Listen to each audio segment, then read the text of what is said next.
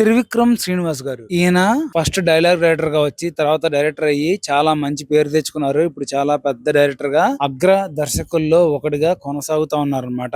ఈయన డైలాగులకి అయితే మన ప్రేక్షకుల్లో మంచి క్రేజ్ ఉంది. చాలా అర్థవంతమైన డైలాగులు సమయానికి సందర్భానికి తగ్గట్టుగా చాలా బాగా రాయగలరు అనమాట. గొప్ప రచయితగా పేరుంది. అందుకే ఈయన్ని చాలా మంది గురూజీ అని కూడా పిలుస్తా ఉంటారు. అలాంటి త్రివిక్రమ్ శ్రీనివాస్ గారిని మన మెగాస్టార్ చిరంజీవి గారు ఎప్పటి నుంచో ఒక కథ రాయమని అడుగుతున్నారంట. ఒక వినోదాత్మకమైన కథ, ఎప్పుడు సరదా సన్నివేశాలతో ఉండే కథ ఒకటి రాయి నాకు తగ్గట్టుగా అని చెప్పి అడుగుతా ఉన్నారని చెప్పి తెలుస్తా ఉంది. నిజంగా కూడా త్రివిక్రమ్ శ్రీనివాస్ గారు అలాగే మెగాస్టార్ చిరంజీవి గారి కాంబినేషన్ లో ఒక సినిమా వస్తే చూడాలని చెప్పి ఆయన అభిమానులతో పాటు ప్రేక్షకులు అందరూ కూడా ఎదురు చూస్తా ఉన్నారు. ఆల్రెడీ జై చిరంజీవి అనే సినిమాకి సంబంధించి త్రివిక్రమ్ శ్రీనివాస్ గారు ఆ సినిమాకి డైలాగ్ రైటర్ అనమాట. ఆయన మాటలు చాలా బాగా రాశారు. అది మనకి ఎంతో ఎంటర్టైన్మెంట్ క్రియేట్ చేసి జై చిరంజీవి అనే సినిమా సూపర్ హిట్ కాకపోవచ్చు, కానీ దాంట్లో చిరంజీవి గారి యాక్టింగ్ మాత్రం చాలా బాగుంటది. ఫుల్ ఎంటర్టైన్మెంట్ ఉంటది అనమాట. మామూలుగా ఉండదు అసలు. అలాంటి ఒక ఫుల్ లెంత్ సినిమాని త్రివిక్రమ్ శ్రీనివాస్ గారు చేస్తే చాలా బాగుంటది. అందుకనే చిరంజీవి గారు కూడా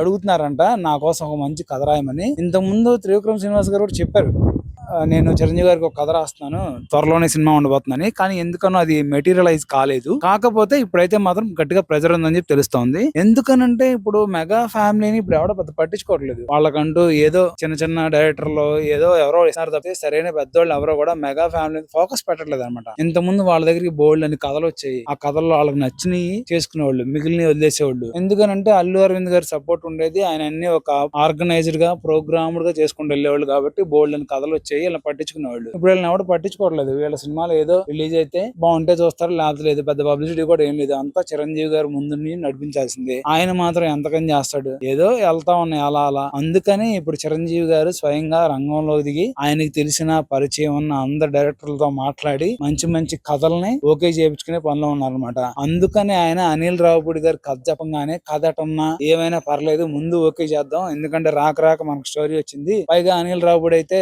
కొంచెం సక్సెస్ లో ఉన్న డైరెక్టర్, ఖచ్చితంగా మనకి హిట్ ఇస్తాడు. సినిమా బ్లాక్ బస్టర్ అయినా మన పరువు అయితే పోదు, ఖచ్చితంగా మంచి హిట్ సినిమా అయితే వచ్చింది అని చెప్పి వెంటనే అనిల్ రావుపూడి గారి సినిమా కూడా ఓకే చేశారనమాట. చూడండి మీరే, ఈ మధ్య పెద్దగా ఏమి మంచి కథలు ఏమి వాళ్ళకి వెళ్తున్నట్టయితే ఎవరికి అర్థం కావట్లేదు. శ్రీకాంత్ ఓదుల గారిది ఒక సినిమా అయితే ఉంది, కానీ అది ఎప్పుడు పట్టాలెక్కిద్దో తెలియదు. అది కూడా ఆయన కూడా పెద్ద ఏం డీల్ చేయలేడు. చిరంజీవి గారిని డీల్ చేసేంత స్థాయి ఆయనకి లేదు. కానీ వచ్చిన అవకాశాన్ని వదులుకోకూడదు కాబట్టి టక్కన ఆయన ఓకే చేశారనమాట. ఇంకా చాలా మంది యూత్ దర్శకుల కథలు అయితే వింటున్నారు, కానీ అది కూడా అంత ఆశాజనకంగా ఏమీ లేదు. అందుకనే చిరంజీవి గారు డైరెక్ట్ గా రంగంలో దిగి ఆయన తెలిసిన పెద్ద డైరెక్టర్లని చిన్న డైరెక్టర్లని బాగా తీయగలరు, మాస్ ఇమేజ్ డైరెక్టర్లు అందరితో మాట్లాడుతూ ఉన్నారని తెలుస్తా ఉంది అనమాట. నిజమే, మరి ఎలాగైనా సరే ఆయన కాపాడుకోవాలి కదా. అల్లు అరవింద్ గారు పట్టించుకోవట్లేదు అని చెప్పి వదిలేసి చట్ట కుదిరిద్ది. సినిమాలు చేయాలి. మార్కెట్ అయితే మంచి మార్కెట్ ఉంది. చిరంజీవి గారికి రామ్ చరణ్ గారికి మాత్రం మంచి మార్కెట్ ఉంది. వాళ్ళు సినిమాలు చేసి నిలబెట్టుకుంటే తిరుగులేదన్నమాట. కానీ అసలు సినిమాలే రాకపోతే పెద్ద ప్రమాదం కదా. అందుకనే చిరంజీవి గారు